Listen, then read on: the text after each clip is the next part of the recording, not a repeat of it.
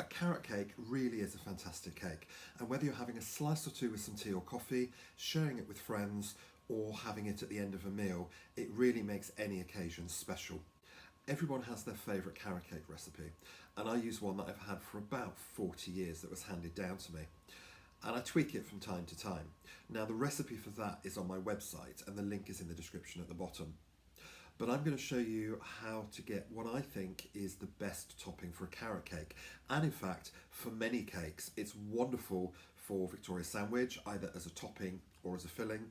It's fantastic on tray bakes, or it's actually just great having a pot of this with scones or just to sort of dunk some fruit in, to be honest. It really is a fantastic icing. Rich, soft, creamy, luscious, nicely tangy, a fantastic thing.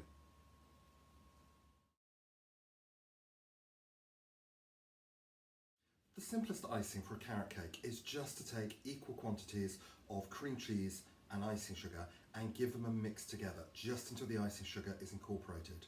But you don't want to beat it too much, because what can happen is all of a sudden the cream cheese just relaxes and you get a very sloppy mass that doesn't hold its shape, and it's just not great at all then.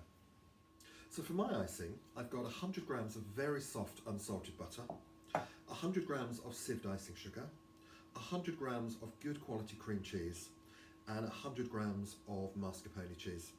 And I've also got 100 grams of cooled melted white chocolate. So I'm just going to add these ingredients one at a time. So in with the icing sugar,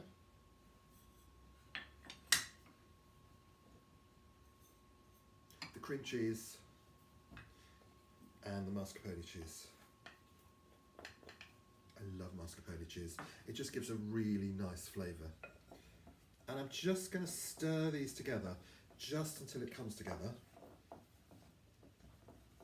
I'm not beating too hard, and you don't need to at all. And the icing sugar will just dissolve beautifully.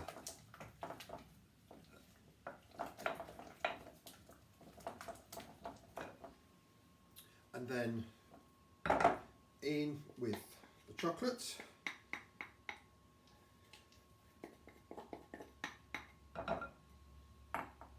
And a couple of tablespoons of good quality lemon curd.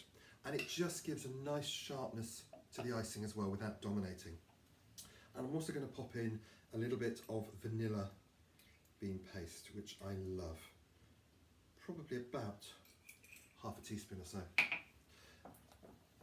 And then just give that a stir round.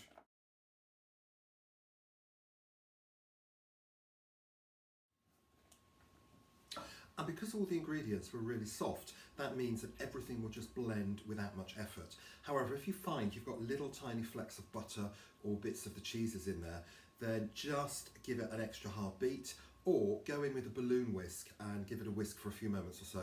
It will then come together wonderfully. And there's no danger of this splitting, because the chocolate in there acts as a stabiliser, and that will ensure that everything holds together fantastically. And in terms of the texture, this is wonderfully smooth. It holds its shape, and if I just take a spoonful, it will just very slowly drop off back into the bowl. And that's exactly what I want. So I've got my carrot cake here. Just make sure it's really cool, otherwise the icing is just going to melt all over the place. And I'm just going to generously spoon over the cream cheese icing.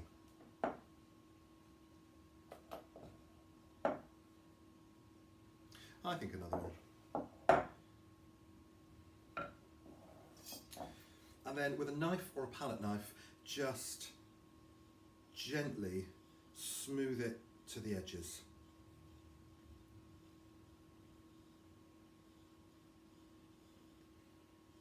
There's something so therapeutic about spreading an icing like this.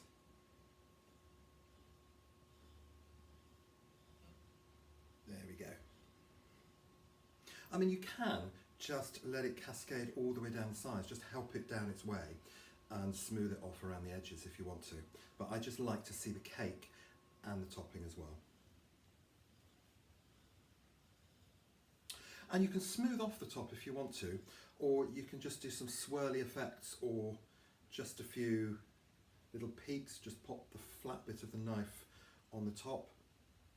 But you can just go for however you want. I'm just going to rough ice this and just run the knife backwards and forwards.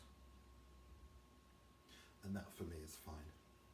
And you can just leave it like this, or you can add a few more decorative flourishes if you want. So for me, I would usually grate some dark chocolate over there. It gives a nice flavour and visual contrast. Some crushed walnuts are absolutely fantastic on there. Or you can just drizzle over a little bit more lemon curd. It really is up to you. And I would serve this at room temperature, just so that the icing is nice, soft and melt in the mouth.